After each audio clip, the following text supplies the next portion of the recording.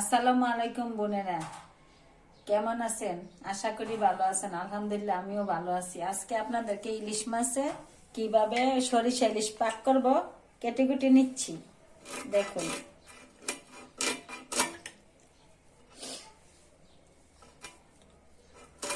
ইলিশ মাছ তো অনেক রকম ভাবে রান্না করা যায়। এটা হচ্ছে মাছের রাজা ইলিশ, এটা স্বাদই অন্যরকম। আজকে আমি সরিষা ইলিশ পাক করব, আপনাদেরকে দেখাবো।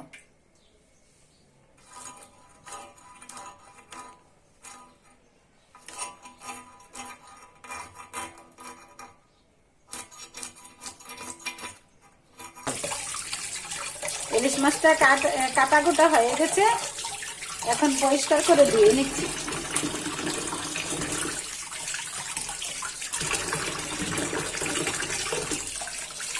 ইলিশটা ছোট, তারপর এই যে হালকা একটু ডিম হয়েছে। ইলিশ মাছের ডিম ভালো লাগে। বোনেরা, সরিষা ইলিশ রান্না করার জন্য সরিষা গুলা পরিষ্কার করে ধুয়ে নিচ্ছি, এখন বেটে নিচ্ছি।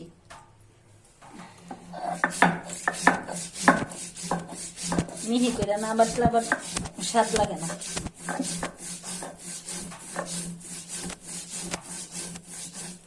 আর গরম ভাতের সাথে সরিষা ইলিশ সেই লাগে।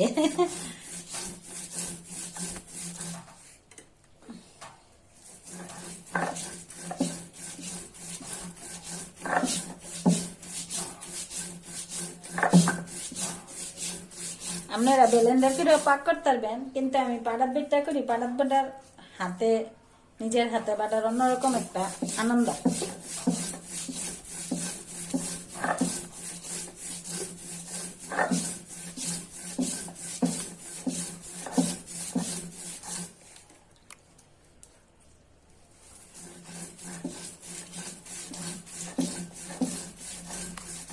ইলিশ রান্না করবো, তার জন্য গরম কড়াইতে তেল দিয়ে দিচ্ছি। মাছটা ভেজে নিব। আগে থেকে হলুদ মরিচ মাখায় রাখছি মাছটার মধ্যে, এখন ভেজে নিচ্ছি।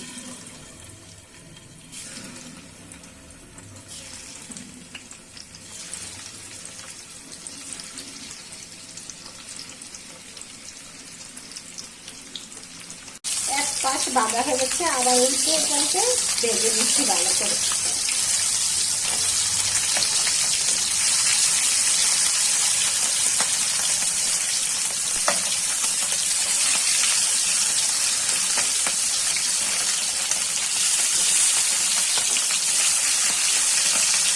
ইলিশ মাছ ভাজতে গেলে অনেক তেল ছিটে, পাঙ্গাস মাছ, দোয়াল মাছ এগুলো ভাজতে গেলে ছিটে পড়ে। আর মহিলাদের হাত করে কত পুড়ে রান্না করতে যায়, সবাই এই কষ্টটা বুঝতে পারে না।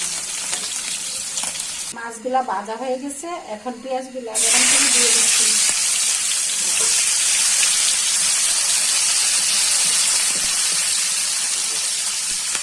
মাছ ভাজাতে আর এই পেঁয়াজগুলা ভেজে নিচ্ছি।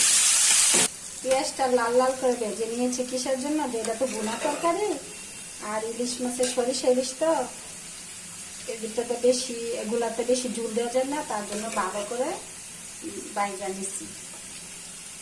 আগে একটু ঝুল দিয়ে দিচ্ছি, তার মশলাগুলো পুড়া দেবে।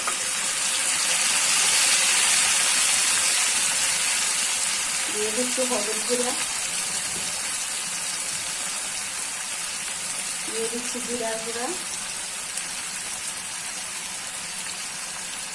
দিয়ে দিচ্ছি মরিচ গুঁড়া, তারপরে দিয়ে দিচ্ছি রসুন বাটা। এখন দিয়ে দিচ্ছি স্বাদ মতো লবণ।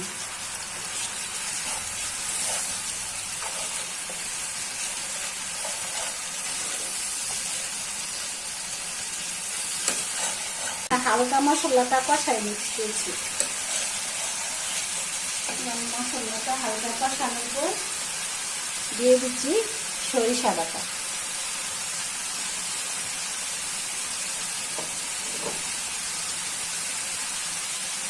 সরিষাটা দেওয়ার পরে হালকা জল দিয়ে দিচ্ছি, সবটা মিলিয়ে কষিয়ে নেব।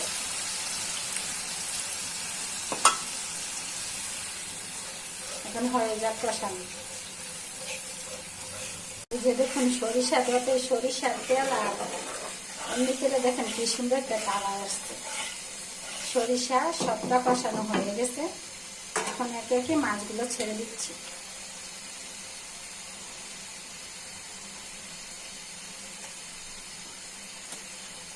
মাছটা যেহেতু আগের থেকে ভাজা হয়ে গেছে,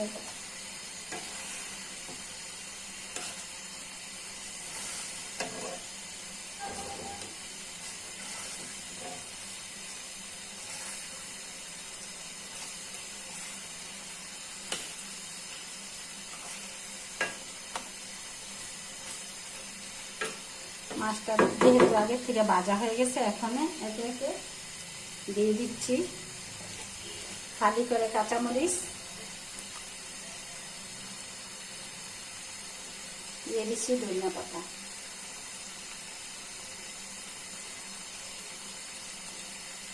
হয়ে গেল মজাদার সাথে সরিষা ইলিশ। একটু টেস্ট করে দেখি।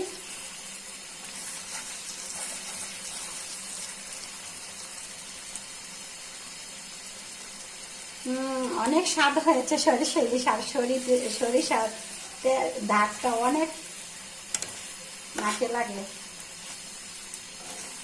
আর এখন বোনেরা ভালো থাকবেন, সুস্থ থাকবেন, আমার ভিডিওগুলো বেশি বেশি দেখবেন, লাইক করবেন, কমেন্ট করেন, শেয়ার করে জানাবেন। আল্লাহ হাফেজ।